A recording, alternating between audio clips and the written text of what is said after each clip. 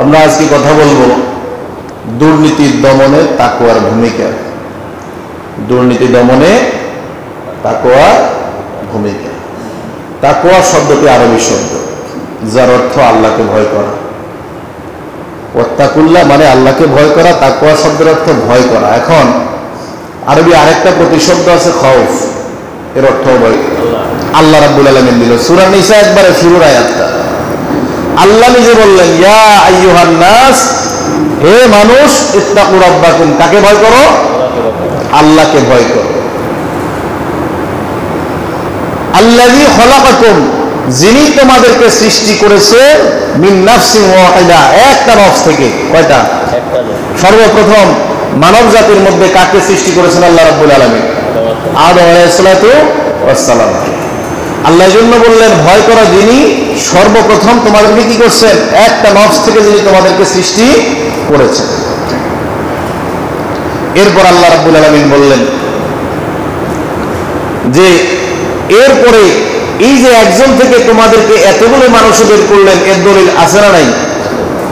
কি এরপরে অংশ আল্লাহ রাব্বুল আলামিন বললেন যে মিন নাফসিন ওয়াহিদা ওয়া খালাকা মিনহা যাওজাহা।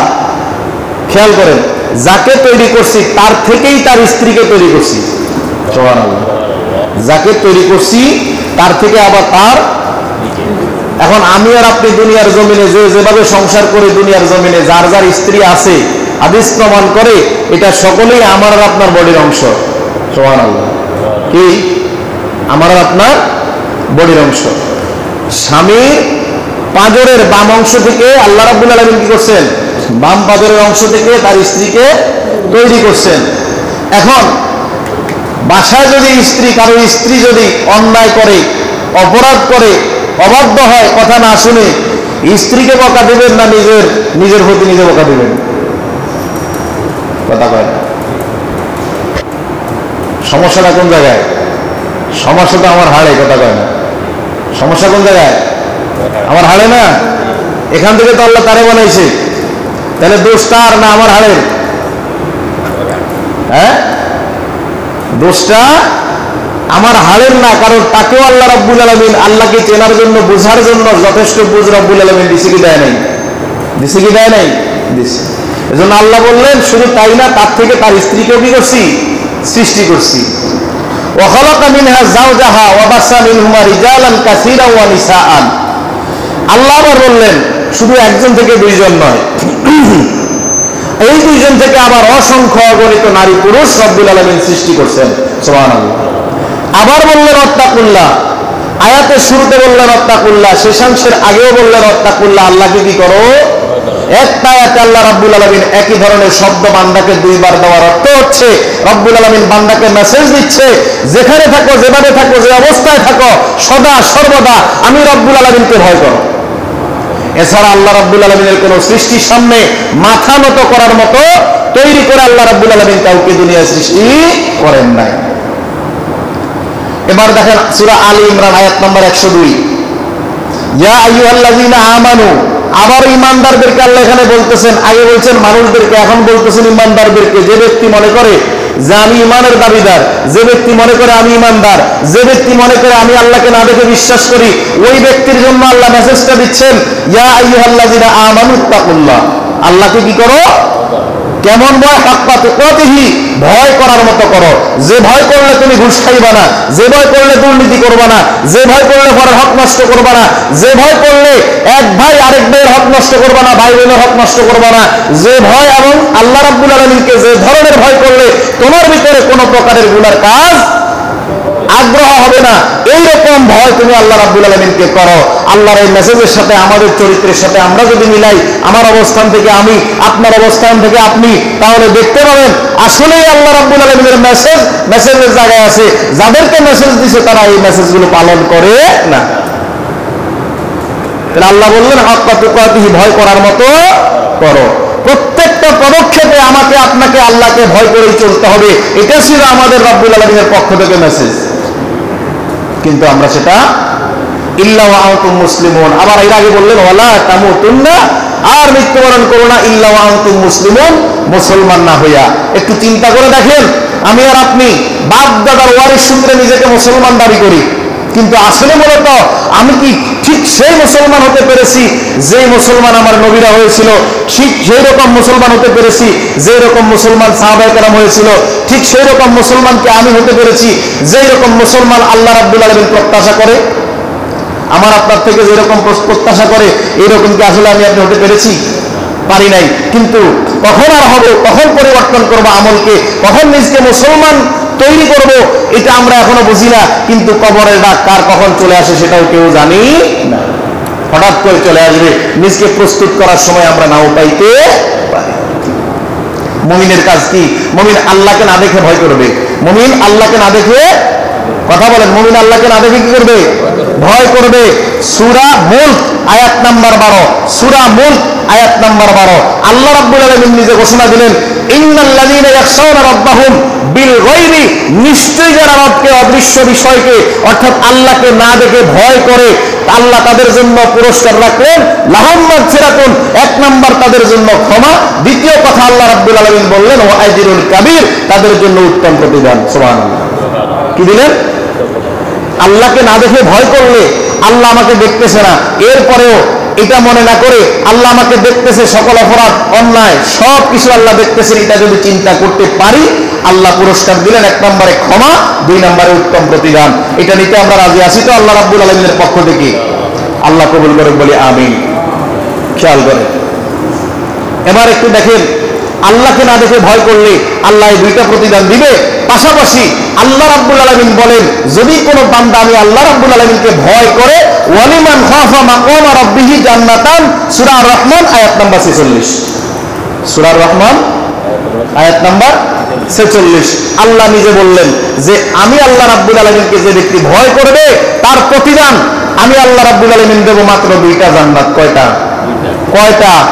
আল্লাহ বলেন, কথা কয়। এই দুনিয়ার জমিনে তো এখন যত প্রকারের দুর্নীতি করেই মানুষ কি করতেছে? গাড়ি বাড়ি সম্পদের মালিক হচ্ছে, হয় না? হয় না? কেন? কারণ কি? কারণ দুনিয়ার মোহের প্রতি মানুষ লালায়িত, দুনিয়ার লোভের প্রতি মানুষ লালায়িত। অথচ আল্লাহ রাব্বুল আলামিন বোঝাতে চাইলে দুনিয়ার লোভ সংবরণ যদি করতে পারো, আমি আল্লাহকে ভয় করে গুনার কাছ থেকে ফিরে থাকতে পারো, আমি আল্লাহ কয়টা দেব জান্নাত? দুইটা। কয়টা? এবার দেখেন তো, যারা আল্লাহকে ভয় করবে তাদের মর্যাদা কি? আল্লাহকে যারা ভয় করবে তাদের মর্যাদা কি? সূরা হুজুরাত আয়াত নাম্বার 13, সূরা হুজুরাত আয়াত নাম্বার, আল্লাহ বলেন ইন্না আকরামাকুম ইনদাল্লাহি আতকাকুম। সুবহানাল্লাহ। আল্লাহ নিজে বলতেছেন, নিশ্চয় আল্লাহ রাব্বুল আলামিনের কাছে সবচেয়ে সম্মানিত ব্যক্তি ওই যে ব্যক্তি আল্লাহকে ভয় করে। সুবহানাল্লাহ। তো আসছে আল্লাহকে যে ব্যক্তি ভয় করে সবার চাইতে তার কাছে, আল্লাহর কাছে ওই ব্যক্তি সম্মান কম না বেশি? কম না বেশি? বেশি। খেয়াল করেন, সহিহ বুখারী হাদিস নাম্বার 4689, সহিহ বুখারী হাদিস নাম্বার কত? 4689। আন আবি হুরায়রা রাদিয়াল্লাহু তাআলা আনহু, হযরত আবু হুরায়রা থেকে হাদিসটা বর্ণনা, তিনি বলেন ক্বালা, তিনি বলেন সুইলা রাসূলুল্লাহ সাল্লাল্লাহু আলাইহি ওয়াসাল্লাম, আল্লাহ রাসূলকে প্রশ্ন করা হলো, আইয়ুন নাসু আকরাম, হে নবী আপনি বলে দিন কোন মানুষ সম্মানিত, কোন মানুষ? আল্লাহ রাসূল বললেন ফাকালা, আল্লাহ রাসূল সাল্লাল্লাহু আলাইহি ওয়াসাল্লাম এই প্রশ্নের উত্তর দিলেন, আকরামাহুম ইনদাল্লাহি আতকাহুম, আল্লাহ রাব্বুল আলামিনের কাছে ওই ব্যক্তি সবচেয়ে সম্মানিত যেই ব্যক্তি সবচেয়ে বেশি আল্লাহকে ভয় করে। কার কথা? কার কথা? আল্লাহ রাব্বুল আলামিনের কথাকে আল্লাহ রাসূল সুন্দরভাবে মেসেজটা দিয়ে দিলেন, সাহাবায়ে কেরামকে বুঝিয়ে দিলেন, যে প্রশ্নের উত্তরটা সঠিকভাবে দিয়ে দিলেন, যে আল্লাহর কাছে সম্মানিত ব্যক্তি সে যে কি করে? সবচেয়ে বেশি আল্লাহকে ভয় করে। এবার দেখেন সূরা বাকারা আয়াত নাম্বার 197, সূরা বাকারা আয়াত নাম্বার 197 আল্লাহ আদেশ দিচ্ছেন ওয়া তাযাওয়াদু, তোমরা পাথেয় সংগ্রহ করো। কি করো? পাথেয় সংগ্রহ করো। ফা ইন্না খায়রাজ যাদিত তাকওয়া, কারণ পাথেয় হচ্ছে তাকওয়ার, খোদা ভীরুতার উত্তম বস্তু। সুবহানাল্লাহ। উত্তম মাধ্যম। খেয়াল করেন, এই যে আল্লাহ বললেন পাথেয় সংগ্রহ করো, পাথেয়টা কি একটু খেয়াল করেন। আমরা যদি কেউ এখান থেকে শহরে যাওয়ার চিন্তা করি, সফরে যাওয়ার চিন্তা করি, আমরা কি করি? আমাদের প্রয়োজনীয় কাগজপত্র, প্রয়োজনীয় ব্যাগ, কাপড় চোপড়, যা দরকার টাকা পয়সা থেকে শুরু করে যা দরকার সবকিছু আমরা কি নেই কিনা? নেই কিনা? নেই। এর নাম পাথেয়, যেটা সাথে নিয়ে গেলাম এটার নামই পাথেয়। এখন প্রশ্ন হলো, আমরা তো সবাই কবরের যাত্রী, আমরা কি বিশ্বাস হয় না? আমরা সবাই কবরের যাত্রী। এখন কবরে যাওয়ার জন্য আমাদের পাথেয়ের দরকার আছে না নাই? এই জন্য আল্লাহ বললেন ওয়াতাজাওয়াজু, আল্লাহ আদেশ দিলেন যে পাথেয় সংগ্রহ করো। কবরে যাওয়ার পাথেয় হচ্ছে দুনিয়ার জমিনে আল্লাহ এবং আল্লাহ রাসূলের দেখানো মত এবং পথ অনুযায়ী চলা, আমল করা। এটা যদি আমি আপনি করতে পারি তাহলে উত্তম পাথের ব্যবস্থা হয়ে যাবে। আর যদি করতে না পারি তাহলে উত্তম পাথের কোনো ব্যবস্থা হবে না। বিপদ আছে না নাই? কবরে বিপদ আছে না নাই? আল্লাহ বললেন ওয়াত্তাকুনি ইয়া উলিল আলবাব, একই আয়াতের কথা। আল্লাহ বললেন আল্লাহকে ভয় করে কারা? তোমাদের মধ্যে যারা জ্ঞানী তারা। সুবহানাল্লাহ। তোমাদের মধ্যে যারা জ্ঞানী, এই জ্ঞানী বলতে কোন জ্ঞানী? আমাদের মধ্যে যারা উচ্চ শিক্ষিত না, বিষয়টা এরকম না। আমাদের মধ্যে যারা আলেম না, বিষয়টা এরকম না। আমাদের মধ্যে যারা মূর্খ না, বিষয়টা এরকম না। সহজ কথা হচ্ছে আল্লাহ রাব্বুল আলামিনকে যারা চিনতে পেরেছে, বুঝতে পেরেছে, রব বলতে একজন আছে, তার কাছে একদিন দাঁড়াতে হবে, সমগ্র জীবন কর্মের হিসাব তার কাছে একদিন দেওয়া লাগবে। এটা যে ব্যক্তি চিন্তা করে এই ব্যক্তি জ্ঞানী। এই ব্যক্তি কি? এই জ্ঞানী হওয়ার জন্য দুনিয়ার কোন শিক্ষা শিক্ষিত হওয়ার প্রয়োজন নাই। আল্লাহ রাব্বুল আলামিন এত সুন্দর মর্যাদা দিলেন কাদেরকে? যারা তাকওয়াবান তাদেরকে। এবার একটু খেয়াল করেন, সুনানে তিরমিজি হাদিস নাম্বার 3444, সুনানে তিরমিজি হাদিস নাম্বার 3444 নম্বর হাদিস কি বলে দেখেন। আনাস রাদিয়াল্লাহু তাআলা আনহু, হযরত আনাস রাদিয়াল্লাহু তাআলা বলেন ক্বালা জাআ রাজুলুন ইলা নবী সাল্লাল্লাহু আলাইহি ওয়াসাল্লাম। আনাস রাদিয়াল্লাহু তাআলা আনহু বলেন এক ব্যক্তি আল্লাহর নবীর কাছে আসলেন। কি করলেন?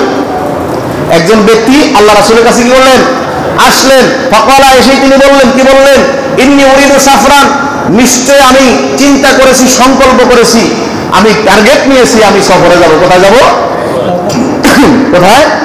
সফরে যাব। খেয়াল করেন, ফাজাওয়াদনি, সুতরাং আপনি আমাকে পাথেয় দেন। কি দেন? আপনি আমাকে পাথেয় দেন। আল্লাহ রাসূল সাল্লাল্লাহু আলাইহি ওয়াসাল্লাম বললেন যাওয়াদাকাল্লাহু, যাওয়াদাহুল্লাহু তাকওয়া, যাওয়াদাকাল্লাহু তাকওয়া। আল্লাহ রাসূল বললেন তোমার জন্য পাথেয় হচ্ছে আল্লাহ রাব্বুল আলামিনের ভয়। যেদিকে যাইবা, যেখানে যাইবা, রাস্তার মধ্যে তোমার কাছে অপরিচিত নারীর দিকে তোমার দৃষ্টি পড়বে, রাস্তার হক আদায় করো, চক্ষুটা নিচে নামিয়ে দাও। তুমি সামনে যাইবা, দুইজন সমস্যা করতেছে, ঝগড়া করতেছে, সমস্যার সমাধান করে দাও কোরআন সুন্নাহ মোতাবেক। সেখানে তুমি ন্যায় বিচার করো, ইনসাফ কায়েম করো, এর নাম তাকওয়া। তুমি যতদিন পর্যন্ত সফরে থাকবা, যা যা করবা, সমগ্র জীবনাচরণটাকেই তুমি কি করো? আল্লাহ যেভাবে আদেশ দিছে, রাসূল যেভাবে করছে ওইভাবে করো, এর নাম তাকওয়া। এর নাম কি? এর নাম কি? আমরা তো এখান থেকে কক্সবাজার ট্যুরে গেলে আমরা যাইতে দুমদাম বাজাইতেছি কনসার্ট, বাসের মধ্যে আসার সময় সেখানে আবার শর্ট ফ্রেন্ড ভরে সেখানে নাচ গান ডান্স হচ্ছে আর হচ্ছে। যুবক কখনো বুঝে নাই যে এইটার কারণে আল্লাহ রাব্বুল আলামিনের কাছে প্রত্যেকটা মুহূর্তের হিসাব দেওয়া লাগবে। আল্লাহ হেফাজত করুক বলে আমিন। এবার দেখেন সূরা ফাতির আয়াত নাম্বার 28, সূরা ফাতির আয়াত নাম্বার 28 রব্বুল আলামিন বলতেছেন ইন্নামা ইয়াখশাল্লাহ মিন ইবাদিহিল উলামা। আল্লাহ বলতেছেন তোমাদের মধ্যে সবচেয়ে বেশি আল্লাহকে ভয় করে জ্ঞানীগণ। কারা? কারা? জ্ঞানীরা। এই জ্ঞানী কারা? এই সূরার এই আয়াতের তাফসীর করতে গিয়ে আমাদের দেশের উলামায়ে কেরাম সবাই বলে উলামা মানে আলেমগণ। আলেমগণ আল্লাহকে বেশি ভয় করে। বিষয়টা আলেমগণ সেই আরবি শব্দের তাফসীর আরবি শব্দ দিয়ে চালাই দিছে। উলামাও আরবি, আলেমও কি? কথা কয় না, দুইটাই কি? আরবি। বিষয়টা এরকম না। বিষয়টা হচ্ছে যে আল্লাহ বলতে চাচ্ছেন তোমাদের মধ্যে যারা জ্ঞানী তারা আমি আল্লাহকে ভয় করে, যেটা একটু আগে বুঝাই দিছিলাম, একটু আগে যেটা ব্যাখ্যা করছিলাম। তো আল্লাহ বুঝাতে চাচ্ছেন যারা আমি আল্লাহ রাব্বুল আলামিনকে চিনে শুধুমাত্র তারাই কি? শুধুমাত্র তারাই কি? বাংলার জমিনে ঢাকা ভার্সিটিতে আপনারা জানেন ডক্টর হুমায়ুন আজাদ, তসলিমা নাসরিন, এমনিভাবে আরো কিছু নাস্তিক ছিল, কি ছিল না? বাংলাদেশের সর্বোচ্চ বিদ্যাপীঠ যেখানে তারা শিক্ষকতা করে, তাদের কি জ্ঞান কম? কথা কম। তাদের কি জ্ঞান কম? এত জ্ঞান থাকার পরেও যারা স্বঘোষিত ঘোষণা দেয় কবি শামসুর রহমান সহ যে রব বলতে কিছু আছে এটা আমরা মানি না, তাহলে বুঝতে হবে এই লোকটা এত বড় শিক্ষিত হয়েও তার রবকে চিনতে পারে নাই। তাহলে জগতের মধ্যে আসমানের নিচে জমিনের উপরে এর মতো মূর্খ আর নাফরমান আর কেউ জগতে। তাহলে বোঝা গেল কি? দুনিয়ার শিক্ষায় শিক্ষিত না, রব্বুল আলামিনকে চেনার শিক্ষায় শিক্ষিত হওয়া লাগবে। ঠিক কিনা? এবার আসেন একটু দুর্নীতি নিয়ে কথা বলি। এতক্ষণ তো কথা বললাম তাকওয়া নিয়ে, যে তাকওয়া আল্লাহকে ভয় করলে কোনো ব্যক্তি কি করবে না? দুর্নীতি। বাংলাদেশের অবস্থাটা একটু দেখেন তো। বাংলাদেশে কিছুদিন পর পর এক এক দুর্নীতিবাজের বিভিন্ন রকম খবর মিডিয়া আসে কি আসে না? সাবেক আইজিপি বেনজির, তার তথ্য মিডিয়ায় আসছে। এরপরে সাবেক সেনাপ্রধান আজিজুর রহমান, তার তথ্য মিডিয়ায় আসছে। কত হাজার কোটি টাকা বাংলাদেশ থেকে সে কি করছে? দুর্নীতি করছে কি করে নাই? এরপরে দেখেন আবেদ আলী বিসিএস ক্যাডারের প্রশ্ন, বিসিএস এর প্রশ্ন ফাঁস করে কিছুদিন আগে মিডিয়ায় দেখছি 450 জনের প্রশ্ন ফাঁস করে দিছে। কতজন? এখন প্রশাসনে যারা আছে অধিকাংশই যদি চুরি করা প্রশ্ন পরীক্ষা দিয়ে আমার আর আপনার মতো পাবলিকের নীতি নির্ধারকের দায়িত্ব পালন করে, বুঝতে হবে এরা এই সমাজের সবচেয়ে নিকৃষ্ট প্রাণী। বিশ্বাস হয় না? এবার দেখেন আবেদ আলীর কথা বাদই দেন, বেনজির বাদই দেন, এরপর আসেন আজিজ, সেটাও বাদ দেন। 2 দিন আগের খবর, বাংলাদেশের প্রধানমন্ত্রী শেখ হাসিনা নিজে বলছে মিডিয়ায়, তিনি বলছে আমার পিয়ন 400 কোটি টাকার মালিক। কি কথা বলেন? যে এই দেশের সরকার প্রধান, রাষ্ট্রপ্রধান চ্যালেঞ্জ দিয়ে বলতে পারে আমার পিয়ন 400 কোটি টাকার মালিক, বুঝতে হবে বাংলাদেশের নবম পে স্কেল 2015 সালের পে স্কেল অনুযায়ী একজন পিয়নের 20তম গ্রেড মাত্র 8250 টাকার স্কেল। কত মাসিক বেসিক স্কেল? কত? 8250। ওই লোকটা যদি 400 কোটি টাকার মালিক হয়, বুঝতে হবে সে সৎ পথে এটা কামাই করে। কি বিশ্বাস হয় না? সৎ পথে কামাই করে নাই। পাশাপাশি যেই মনিব, যেই মালিক, যেই লোকে মন্তব্য করতে পারে আমার চাকর 700 কোটি টাকার মালিক, তাহলে বুঝতে হবে ওই মনিব, ওই মালিক, ওই রাষ্ট্রের প্রধানমন্ত্রী কত হাজার কোটি টাকার মালিক, এটা দুনিয়ার কেউ কখনো আজ করতেও পারবে না। তাহলে এই যে প্রশাসনের মধ্যে যারা থেকে দুর্নীতি করতেছে, বুঝতে হবে এরা বর্তমান সময়ে দেশদ্রোহী, এরা বর্তমান সময়ের আধুনিক রাজাকার। কথা কয় না? আধুনিক প্রশাসনে বসে যারা রাষ্ট্রের সম্পদ হস্তগত করে মানুষকে রাস্তার ভিখারি বানায়, পাবলিকের ট্যাক্সের টাকায় যারা দুনিয়ার জমিনে বড় বড় মাতবরি করে, টাকা পয়সার মালিক, এরা নিজের টাকায় হয় নাই, এরা ঘুষের মাধ্যমে এগুলা অর্জন করছে। কথা বলেন, কিসের মাধ্যমে? অথচ ইবনে মাজার 2313 নম্বর হাদিস, ইবনে মাজাহ 2313, আল্লাহ রাসূল স্পষ্ট বললেন লাআনা রাসূলুল্লাহ সাল্লাল্লাহু আলাইহি ওয়াসাল্লাম। কি বললেন? আল্লাহ রাসূল লানত দিলেন তাদেরকে, আলার রাশি ওয়াল মুরতাশি। আল্লাহ রাসূল লানত দিলেন যারা ঘুষ খায় এবং ঘুষ দেয়। নাউযুবিল্লাহ। নাই? হ্যাঁ, যারা ঘুষ খায় এবং কি করে? এজন্য কিছুদিন পর এক একটা ধরা খায়। কথা কয় না? রাসূল নিজে তাদের প্রতি লানত করে গেছেন, অর্থাৎ এরা ধ্বংস। আল্লাহ রাসূল অভিসম্পাদ করে গেছেন, কিছুদিন পর এক একটা ধরা খায়। কিন্তু ধরা খাইতে বাংলার জমিনটাকে বিক্রি করে এই দেশের মানুষগুলোকে খালি রাখা ছাড়া আর কিছুই থাকবে না এই জমিনে। যদি এই লোকগুলো তাকওয়া থাকতো অন্তরের ভিতরে, আল্লাহর ভয় থাকতো অন্তরের ভিতরে, তাহলে বাংলার জমিনে দুর্নীতি দমন কমিশনের কোনো প্রয়োজন ছিল না, দুদকের কোনো প্রয়োজন ছিল না। যদি ওই ব্যক্তির আমার আপনার ভিতরে তাকওয়া থাকে, আল্লাহকে ভয় করি, তাহলে ঘুষ নেওয়ার সময় চিন্তা করা লাগতো যে আল্লাহ দেখতেছেন, ফেরেশতারা লিখতেছে, আর আমাকে এই কর্মের জন্য রব্বুল আলামিনের কাছে জবাব দেওয়া লাগবে। এটা যদি কোনো ব্যক্তি চিন্তা করে, তাকওয়া যদি তার ভিতর থাকে, সে কখনো দুর্নীতি করতে পারে না। বিশ্বাস হয় কিনা? আল্লাহ রাসূল সাল্লাল্লাহু আলাইহি ওয়াসাল্লাম একটা হাদিসে বলছিলেন, হাশরের ময়দানে সূর্য যখন মাথার উপরে চলে আসবে, 7 শ্রেণীর লোক রব্বুল আলামিন আরশ আজিমের সামিয়ার নিচে জায়গা দিবেন। কত? 7 শ্রেণীর। এবার খেয়াল করে দেখেন, এর মধ্যে এক শ্রেণী হচ্ছে যে ব্যক্তি অপরাধ করতে যায়ও ভয়ে অপরাধ করে নাই, ফিরে আসছে, ওই ব্যক্তিকেও আল্লাহ রাব্বুল আলামিন ওখানে জায়গা। সূরা আন-নাজিয়াত আয়াত নাম্বার 40-41 আল্লাহ নিজে ঘোষণা দিচ্ছেন, ওয়া আম্মা মান খাফা মাকাম রাব্বিহি ওয়া নাহান নাফসা আনিল হাওয়া ফাইন্নাল জান্নাতা হিয়াল। আয়াতটা পরিচিত না? আল্লাহ বলেন ওয়া আম্মা মান খাফা মাকাম রাব্বিহি, যে ব্যক্তি আমি আল্লাহ রাব্বুল আলামিনের সামনে দাঁড়াতে ভয় করবে, তার জীবনকে হিসাব দিতে গিয়ে সে আমার সামনে দাঁড়ানোকে ভয় করবে। ওয়া নাহান নাফসা আনিল হাওয়া, যদি সে ব্যক্তি ভয় করে থাকে, আমি আল্লাহ রাব্বুল আলামিন তার জন্য কি করব? ফাইন্নাল জান্নাতা হিয়াল মাওয়া, তাকে জান্নাত দিয়ে দেব। কার কথা? এবার আসেন বাংলাদেশের কোটা আন্দোলন আছে না নাই? কথা বলেন, আছে না নাই?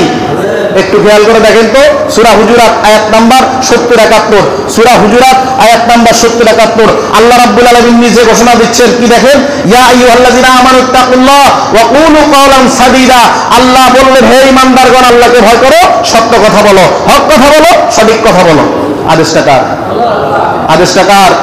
এখন হক কথা বলবো কিনা? কথা বলেন, হক কথা বলবো কিনা? আল্লাহর আদেশ, আল্লাহ বলতে বললেন মেসেজ তো দিতেই হবে। ওমা আলাইনা ইল্লাল বালাগুল মুবিন, সূরা ইয়াসিন আয়াত নাম্বার 17। এখানে যখন বলছি হক কথা বলা ছাড়া উপায়, আল্লাহ বললেন যে হক কথা বলো, সঠিক কথা বলো, যদি বলতে পারো ইউসলিহ লাকুম আমালাকুম, 72 নম্বর আয়াত সূরা হুজুরাত, আরে সূরা আহজাব 72 নম্বর আয়াত। আল্লাহ বললেন তাহলে আমি আল্লাহ তোমার আমলগুলোর ত্রুটি বিচ্যুতি ক্ষমা করে দেব, ত্রুটি বিচ্যুতি সংশোধন করে দেব, ঠিক করে দেব, ভুল থাকলে এটাকে রাইট করে দেব। কে বলতেছেন? কে বলতেছেন? ইউসলিহ লাকুম আমালাকুম ওয়া ইয়াগফির লাকুম যুনুবাকুম, শুধু তাই নয় তোমার গুনাহগুলো আমি আল্লাহ মাফ করে দেব। আর যে ব্যক্তি আল্লাহ এবং তার রাসূলকে অনুসরণ অনুকরণ করে, আল্লাহ এবং তার রাসূলকে কি করে? অনুসরণ এবং অনুকরণ করে। আল্লাহ বলতেছেন ফাকাদ ফাযা ফাওজান আযীমা, ওই ব্যক্তি হচ্ছে সবচেয়ে সফল। সুবহানাল্লাহ বলবেন না? ওই ব্যক্তি কি? ওই ব্যক্তি কি? এবার দেখেন তো সূরা হুজুরাত আয়াত নাম্বার 10, সূরা হুজুরাত আয়াত নাম্বার 10 আল্লাহ বলতেছেন ইন্নামাল মুমিনুনা ইখওয়াতুন ফাসলিহু বাইনা আখাওয়াইকুম ওয়াত্তাকুল্লাহা লাআল্লাকুম তুরহামুন। আল্লাহ বললেন ইন্নামাল মুমিনুনা ইখওয়াতুন, একজন মুমিন আরেক মুমিনের ভাই। ফাসলিহু বাইনা আখাওয়াইকুম, আল্লাহ আদেশ দিলেন ভাইয়ের সাথে ভাইয়ের সম্পর্ক ঠিক রাখো, ভাতৃত্ববোধ বন্ধনে আবদ্ধ হও। আমরা কি করি আজকে বাংলাদেশের মধ্যে যারা কোটা আন্দোলন নিয়ে ব্যস্ত, কোটা সংস্কার নিয়ে ব্যস্ত, এরা কেউ বলে না কোটা বাতিল করে দেন। এরা চেয়েছিল যতটুকু পার্সেন্টেজ আছে তার চেয়ে কিছু কমান। আপনি মনে করেন অনেক মুক্তিযোদ্ধা বাংলাদেশে আছে যার পরিবার কোটা চায় না, আছে না নেই? মিডিয়া আমরা দেখতেছি চায় না, অনেকে আছে চায়। দেশের জন্য তাদের অবদান আছে, এটা অনস্বীকার্য, তাদেরকে সম্মান করা লাগবে, মূল্যায়ন করা লাগবে। তারা বাংলাদেশের বাঙালি জাতির মাথার তাজ, তারা মুক্তিযোদ্ধারা, কথা বলে। কিন্তু প্রশ্ন হলো কোটার ব্যবস্থা করতে গিয়ে সাধারণ মানুষ চাকরির প্রতিযোগিতা, আপনার বাচ্চাকে আপনার সন্তানকে আপনি 10 লাখ 20 লাখ 15 লাখ খরচ করে পড়ালেখা শেষ করাবেন, ফাইনালি কোটার জন্য সে চাকরি পাবে না। একটা পর্যায়ে আপনি উৎসাহ হারিয়ে ফেলবেন, বিভিন্ন গার্ডিয়ান উৎসাহ হারিয়ে ফেলবে। একটা পর্যায়ে নিজেদের সন্তানদেরকে আর কেউ পড়াতে চাইবে না। দেশটা, এই জাতিটা মেধা শূন্য হয়ে যাবে ধীরে ধীরে। কেউ বুঝতেও, কোটাও রাখেন, কিছু সংস্কার করেন, অসুবিধা কি? তাদের সম্মানে কিছু কোটা রাখেন, আবার পাবলিকও কিছু সুযোগ। আজকে বাংলাদেশে এটা করতে যায় কি করা হয়েছে? মানুষ মারা হচ্ছে, হয় না? মানুষ মারা হয় না? মিডিয়া ইন্টারনেট বন্ধ, এখন আমরা আপনারা অনেকেই জানেন এই যে মানুষগুলো মারা হচ্ছে। অথচ আল্লাহ রাব্বুল আলামিন, আল্লাহ রাসূল সাল্লাল্লাহু আলাইহি ওয়াসাল্লাম কি বলেন? নুরানি মাদ্রাসায় পড়ানো হয় হাদিসের বইটা, ওই বইটাতে 11 নম্বর হাদিস, অথচ হাদিসটা মিশকাতের আবু হুরায়রা থেকে হাদিসটা বর্ণনা কি বলছে? আল মুসলিমু মান সালিম আল মুসলিমুনা মিন লিসানি ওয়া ইয়াদিহি, আছে না নাই? এখানে নুরানি বাচ্চারা আছে কিন্তু। যে আল্লাহ রাসূল বললেন যে খাঁটি মুসলমান ওই ব্যক্তি যা হাত এবং মুখ থেকে অপর মুসলমান নিরাপদ থাকে। এবার দেখেন সহিহ বুখারী হাদিস নাম্বার 1367, কত? 1367। আল্লাহ রাসূল সাহাবায়ে কেরাম সহ হাঁটতে লাগলেন, এক জায়গায় জানাজা হচ্ছে। রাসূল সাল্লাল্লাহু আলাইহি ওয়াসাল্লাম বলেন, হযরত আনাস থেকে হাদিসটা বর্ণনা, এক জায়গায় জানাজা হচ্ছে, সাহাবায়ে কেরাম এই মৃত ব্যক্তির প্রশংসা করলেন। আবার একটু হেঁটে যাচ্ছেন, আরেক জায়গায় জানাজা হচ্ছে, রাসূলের সাথে সাহাবীরাই আবার এই মৃত ব্যক্তির জন্য নিন্দা করলেন। কয়টা গেল? সামনে যাওয়ার পরে হযরতে ওমর রাদিয়াল্লাহু তাআলা আল্লাহ রাসূলকে প্রশ্ন করলেন, এই যে একবার নিন্দা করলাম, একবার প্রশংসা করলাম, আমরা দুইবারই আপনি বলছেন ওয়াজিবাত, অর্থাৎ ওয়াজিব হয়ে গেল, কি ওয়াজিব হলো এটা তো বললেন না। আল্লাহ রাসূল বলে, তোমরা যখন মৃত ব্যক্তির প্রশংসা করছো তখন আমি বললাম ওয়াজিব হয়ে গেল, মানে এই ব্যক্তির জন্য জান্নাত ওয়াজিব। সুবহানাল্লাহ আসতে। আবার আল্লাহ রাসূল বললেন যে মৃত ব্যক্তির জন্য তোমরা নিন্দা করছো, ওই ব্যক্তির জন্য জাহান্নাম ওয়াজিব হয়ে গেল। আজকে বাংলাদেশের পরিস্থিতিটা একটু দেখেন, ভিন্নভাবে নেবেন না, একটু বোঝার চেষ্টা করেন। যেখানে বাংলাদেশের মিডিয়া প্রচার হচ্ছে ছাত্রলীগ মারা গেলে বাংলাদেশে আলহামদুলিল্লাহ বলে, সেখানে বুঝতে হবে এই হাদিসের আলোকে, এই হাদিসের আলোকে সহিহ বুখারী 1367 নম্বর হাদিসের আলোকে বুঝতে হবে যে বাংলাদেশের মানুষ এখন আর ছাত্রলীগকে ভালোবাসে না। এটা বাস্তবতা। মানুষ কতটা দুঃখ পেলে, কতটা কষ্ট পেলে, কতটা যন্ত্রণা পেলে, কতটা মনে আঘাত লাগলে একটা মানুষ মৃত্যুবরণ করলে আরেকটা মানুষকে বলে কি আলহামদুলিল্লাহ। আল্লাহ আমাদের সকলকে এই বিষয়গুলো বুঝার তৌফিক দেন বলে আমিন। কেন? এটা এক প্রকারের জুলুম, এটা এক প্রকারের। সূরা ইউনূস আয়াত নাম্বার 13। সূরা কত? কোন সূরা? ইউনূস আয়াত নাম্বার। আল্লাহ বললেন ওয়ালাকাদ আহলাকনাল কুরুনা মিন ক্বাবলিকুম, আল্লাহ বলেন আমি তোমাদের আগে অনেক জনপদ ধ্বংস করে দিছি। কার কথা? তোমাদের আগে অনেক জনপদ কি করছি? কেন? লাম্মা যালামু, তার একমাত্র কারণ তারা জুলুম করছে। কারণ কি? কথা বলেন, কারণ কি? জুলুম করার কারণে আল্লাহ দুনিয়া থেকে বিভিন্ন জাতি প্রজাতিকে আগে আগে কি করছেন? ধ্বংস করে। এটার প্রমাণ কোরআন সুন্নাহ পাওয়া যায় কি যায় না? আছে। এবার দেখেন সূরা মাইদা আয়াত নাম্বার 32। কোন সূরা? মাইদা। সূরা মাইদা আয়াত নাম্বার 32। আল্লাহ বলেন ওয়ামান কাতালা নাফসান বিগাইরি নাফসিন, আল্লাহ রাব্বুল আলামিন বলতেছেন যে যে ব্যক্তি কোনো মানুষকে হত্যা করে নাই, আও ফাসাদিন ফিল আরদ, অথবা দুনিয়ায় কোনো বিশৃঙ্খলা সৃষ্টি করে নাই, এমন কোন লোককে যদি কোনো ব্যক্তি কি করে, ফাকা আন্নামা, এমন কোন ব্যক্তিকে যদি কোনো ব্যক্তি কি করে হত্যা করে, আল্লাহ ঘোষণা দিলেন ফাকা আন্নামা ওয়াতালান নাসা জামিআ, তাহলে ওই ব্যক্তি সমগ্র মানব জাতিকেই হত্যা করছে। বলে নাউযুবিল্লাহ। কি করছে? আজকে কেউ গদির জন্য যায় নাই, কেউ সরকার পতনের জন্য যায় নাই, গেছিল নিজেদের অধিকারের জন্য। সেখানে যাওয়ার পরে যদি এইরকম কিছু হয়ে থাকে, তাহলে আমাকে আপনাকে বুঝতে হবে এই যে এই সিস্টেমটা, এটাও একটা দুর্নীতি, এটাও একটা তাকওয়ার খেলাফ। নাকি? বিনা অপরাধে কোনো মানুষকে আপনি মারবেন, আপনি সমগ্র মানুষকে মারলেন, ঘোষণা দিলেন রব্বুল আলামিন। এবার পরবর্তীতে আবার বলছে আল্লাহ রাব্বুল আলামিন, আবার যদি ওমান আহইয়াহা, যদি কোনো ব্যক্তি কোনো মানুষকে বেঁচে থাকার জন্য সহযোগিতা করে, ফাকা আন্নামা আহইয়ান নাস, আল্লাহ ঘোষণা দিলেন ওই ব্যক্তি সমগ্র মানুষকে বেঁচে থাকার জন্য সহযোগিতা করছে। সর্বশেষ একটা হাদিস বলে শেষ করব, সময় একবারে কাছে। খেয়াল করেন সহিহ বুখারী হাদিস নাম্বার ৭১৩৮। সহিহ বুখারী হাদিস নাম্বার ৭১৩৮। কি বলতেছেন? আন আব্দুল্লাহ ইবনে ওমর রাদিয়াল্লাহু তাআলা قال قال রাসূলুল্লাহ সাল্লাল্লাহু আলাইহি ওয়াসাল্লাম, হযরত আব্দুল্লাহ ইবনে ওমর বলেন, আল্লাহ রাসূল নিজে বলছেন। কি বলছেন? কুল্লুকুম রাইন ওয়া কুল্লুকুম মাসউলুন আন রাইয়াতিহি, এই দুনিয়ার জমিনে যতগুলো মানুষ বেঁচে আছে, প্রত্যেকটা মানুষ তার অধীনস্থের ব্যাপারে আল্লাহর কাছে আসামি। কথা বলেন কি? আল্লাহর কাছে কি? এখন যদি আমি হক কথা না বলি, আপনারা জান্নাতে চলে যাবেন আমাকে বাদ দিয়া, কারণ এখানে আমি বসছি, আমি এখন আপনাদের জন্য আল্লাহর কাছে আসামি হওয়ার উপক্রম, যদি হক কথাগুলো না কথা বলে, যদি হক কথাগুলো না বলি। এজন্য আল্লাহ রাসূল বলছেন প্রত্যেকেই তার অধীনস্থের ব্যাপারে আল্লাহর কাছে জিজ্ঞাসিত হবে আসামি। কারণ কি? প্রথম কথাই বলছে আল ইমামু রাইন ওয়া মাসউলুন আন রাইয়াতিহি, সর্বপ্রথম কথাই হচ্ছে ইমাম কিংবা রাষ্ট্রপ্রধান সেই তার প্রজাদের জন্য, তার অধীনস্থ জনসাধারণের জন্য আল্লাহর কাছে আসামি। এবার দেখেন বর্তমান বাংলাদেশের পরিস্থিতির সাথে আপনি হাদিসকে মিলান, কোরআনকে মিলান, আপনি দেখতে পাবেন কোরআন কি বলে, হাদিস কি বলে, আর আমরা বাস্তবে কি করি। কথা বলেন। আজকে বাংলাদেশে যে ঘটনা ঘটছে, এর জন্য সরকারকে জবাব দেওয়া লাগবে না? সরকার যদি মনে করে আমি এই ফ্যামিলিগুলোর দায়িত্ব নেব, আপনি তাদেরকে টাকা পয়সা দিতে পারবেন, কিন্তু ওই সন্তানটা যেটা মরে গেছে, সে যে তার মাকে মা বলে ডাকবে, বাবাকে বাবা বলে ডাকবে, এই যে স্নেহের মায়ের বন্ধন, এই ডাকটি জগতের কেউ কাউকে পুরাতে করতে পারবে? কেউ কাউকে দিতে পারবে? এই সমস্যার সমাধান জগতে আর কেউ দিতে পারবে না। আল্লাহ আমাদেরকে বুঝার তৌফিক দেন বলে আমিন। তাহলে বোঝা গেল সর্বসম্মতিক্রমে আমি আপনি যে যে অবস্থায় থাকি, সদা সর্বদা আল্লাহকে ভয় করব, আল্লাহকে ভয় করে জীবনযাপন করব। তাহলে আমার কাছে অপর মুসলমান ভাই নিরাপদ, আমার কাছে আরেকজনের যুবতী মেয়ে নিরাপদ। কি ঠিক কিনা? ঠিক কিনা? আবার আমার কাছে আরেকজনের আমানত নিরাপদ। যদি আমরা সেটা না করি, তাহলে বুঝতে হবে ১ নম্বর আমি নাফরমান, ২ নম্বরে বেঈমান, ৩ নম্বরে কাফের, ৪ নম্বর মুশরিক, ৫ নম্বর এই জগতের মধ্যে সবচেয়ে নিকৃষ্ট প্রাণী। আল্লাহ আমাদের প্রত্যেককে বুঝার তৌফিক দেন বলি আমিন।